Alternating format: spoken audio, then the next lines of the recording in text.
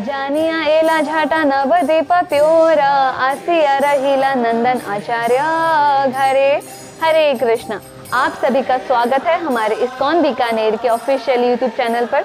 तो आज हम नित्यानंद त्रयोदशी के उपलक्ष्य में नित्यानंद प्रभु की महिमा पे आज इस वीडियो का शीर्षक है नित्यानंद प्रभु और भगवान गौरचंद्र की पहली मुलाकात नंदनाचार्य के घर पर।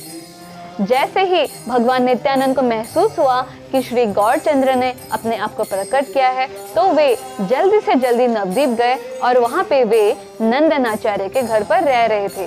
श्री चैतन्य भागवत मध्य खंड 3.123। भगवान नित्यानंद वृंदावन में रह रहे थे जब तक कि श्री गौरचंद्र ने अपनी संकीर्तन आंदोलन को प्रकट नहीं किया।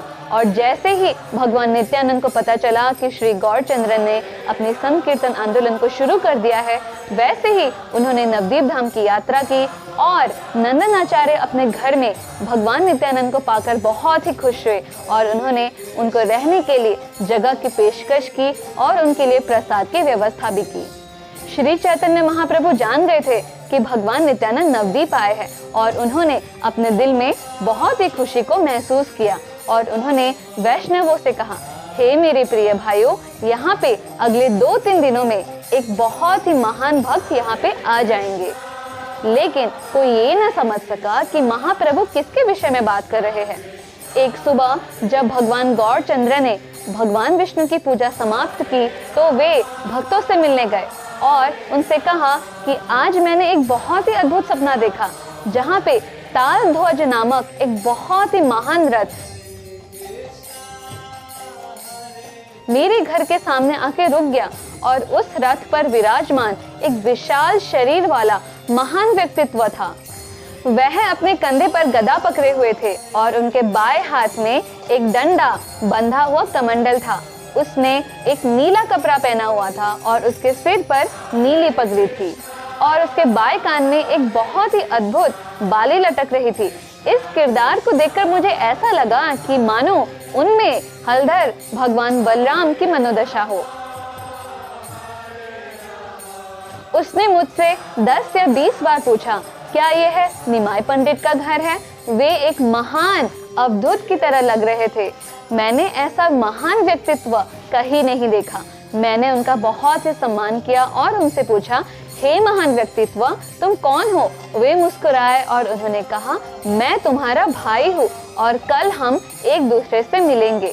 इस सपने से मुझे ऐसा लगता है कि वो महान व्यक्तित्व यहाँ पे आ गए हैं और मैंने आपको पहले ही कहा था कि हम जल्द ही एक महान शख्सियत से मिलेंगे।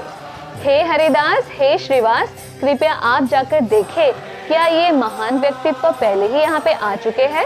भगवान गौरचंद्र के आदेश अनुसार श्रीवास और हरिदास नवद्वीप निकल गए उस महान व्यक्तित्व को खोजने के लिए। उन्होंने हर जगह ढूंढा, लेकिन उन्होंने ऐसा महान व्यक्तित्व कहीं नहीं पाया। 9 घंटों तक ढूंढने के बाद भी उन्हें वे नहीं मिले और वे वापस श्री गौरचंद्र के पास वापस आ गए और उनसे कहा, हमने इस महान व्यक्तित्व को हर जगह ढूंढा, सन्यासियों, भक्तों तथा गृहस्थियों, यहाँ तक कि हमने तो नास्तिकों के घर में भी ढूंढा, लेकिन हमें यह महान व्यक्तित्व कहीं नहीं मिला। श्री गौरचंद्र यह सुनकर मुस्कुराए और उन्होंने कहा कि कैसे ये महान व्यक्तित्व भगवान नित्यानंद बहुत ही गोपनीय है। उन्हें कोई नहीं ढूंढ सकता जब तक कि श्री गौरचंद्र उन्हें स्वयं प्रकट नहीं कर देते, उनसे कोई भी नहीं मिल सकते। भगवान गौरचंद्र ने अपने भक्तों से कहा कि आओ हम साथ साथ उन्हें ढूंढते हैं। भगवान गौरचंद्र भक्तों सहित नंदनाचार्य के घर पर पहुंचे और उन्होंने उस महान रत्न को वहां पे देखा। वे करोड़ों सूर्य के समान लग रहे थे। वे एक अत्यधिक ध्यान पूर्वक आनंद में थे और हमेशा हंसते रहते थे। महाप्रभु ने उनकी महान भक्ति को समझा और अपने सहयोगियों के साथ उन्हें प्रणाम किया। सभी वहां पे सम्मान से खड़े थे।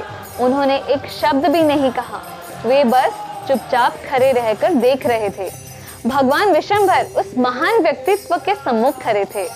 उन्होंने अपने जीवन के स्वामी भगवान नित्यानंद को पहचान लिया और भगवान नित्यानंद ने भी अपने भगवान को पहचान लिया। परमानंद में भगवान नित्यानंद स्तब्ध हो गए।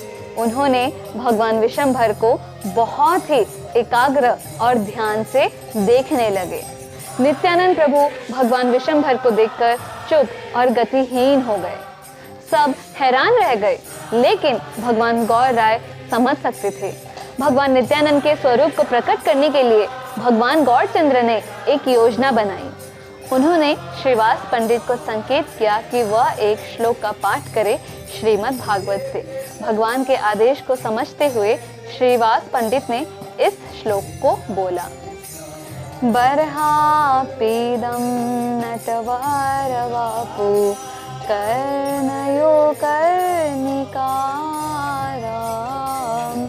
बिभ्रादवास कनककपीशं वैजयन्तीं च मालाम् रन्ध्रान् वेणोरधर्षु धया पूरयन् गोपवृन्दैर्वृन्दारण्यं स्वपादरमणं प्राविशाद्गीतकीर्तिः। श्रीमद् भागवत स्कंध 10 21वां अध्याय और श्लोक संख्या 5।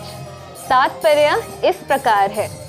अपने सिर पर मोर पंख का आभूषण, कानों पर नीले रंग के कर्णिकारा फूल, सोने के समान चमकीले पीले वस्त्र और वैजयंती माला पहने हुए भगवान कृष्ण ने वृंदावन के जंगलों में प्रवेश करते हुए सबसे महान नर्तकियों के रूप में अपने दिव्य रूप का प्रदर्शन किया।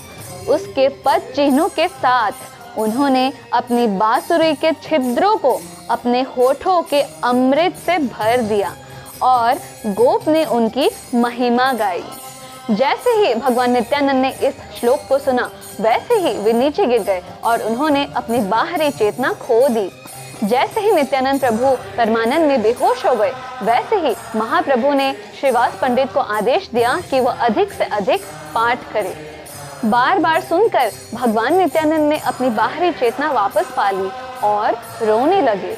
बार बार श्लोक को सुनकर उनका परमानंद बढ़ गया और वे सिंह की तरह दहाड़ने लगे। वे हवा में ऊंची छलांग लगा रहे थे और जमीन पर गिर रहे थे। सब यही सोच रहे थे कि उनकी हड्डियां टूट जाएंगी।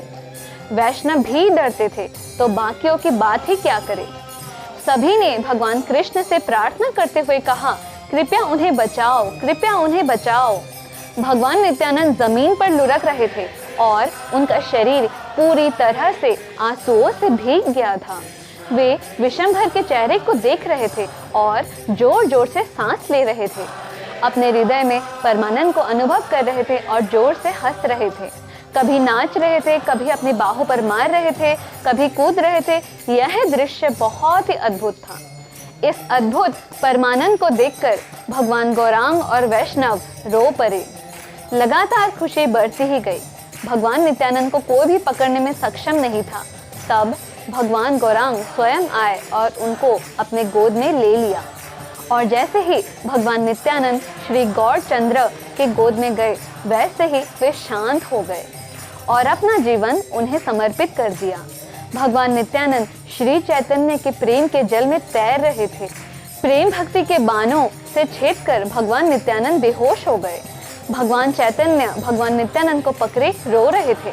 कुछ समय बाद भगवान नित्यानंद की बाहरी चेतना वापस आ गई और भक्तों ने जय जय हरि हरि का जाप करना शुरू कर दिया।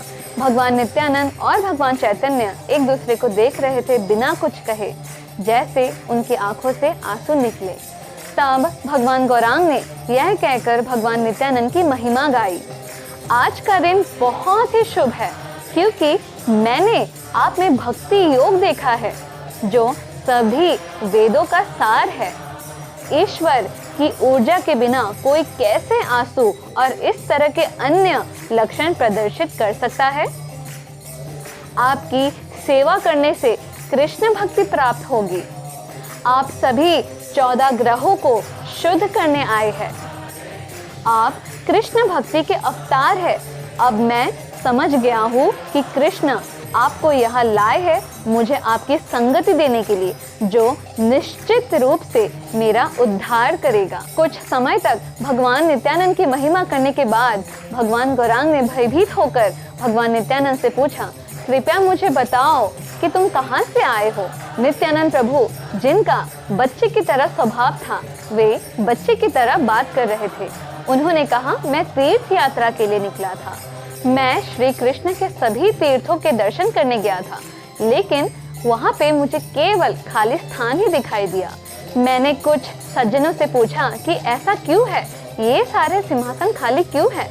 हे मेरे प्रिय भाइयों, कृपया मुझे बताइए कि श्री कृष्ण किस दिशा में गए हैं।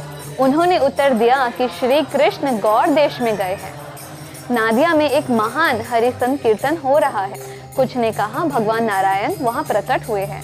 मैंने सुना है कि पतित आत्माओं के उद्धार करता नादिया में प्रकट हुए हैं, और ये महान समाचार सुनकर मेरी जैसी पतित आत्मा यहाँ पे आई है।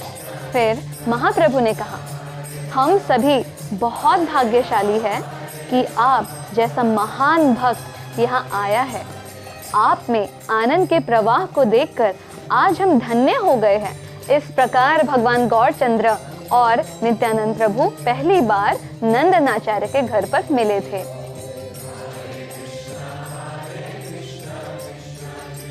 और जो भी इस विवरण को सुनेगा वह अवश्य भौतिक बंधनों से मुक्त हो जाएगा और वह शुद्ध कृष्ण भक्ति को प्राप्त करेगा। हरे कृष्ण। तो आज का हमारा वीडियो यही समाप्त होता है। अगर आपको कुछ भी टीका टिप्पणी देनी है तो आप कमेंट बॉक्स में लिख सकते हैं, और अगर आपको वीडियो पसंद आया तो इसे लाइक, शेयर और सब्सक्राइब जरूर करें। हरे कृष्ण।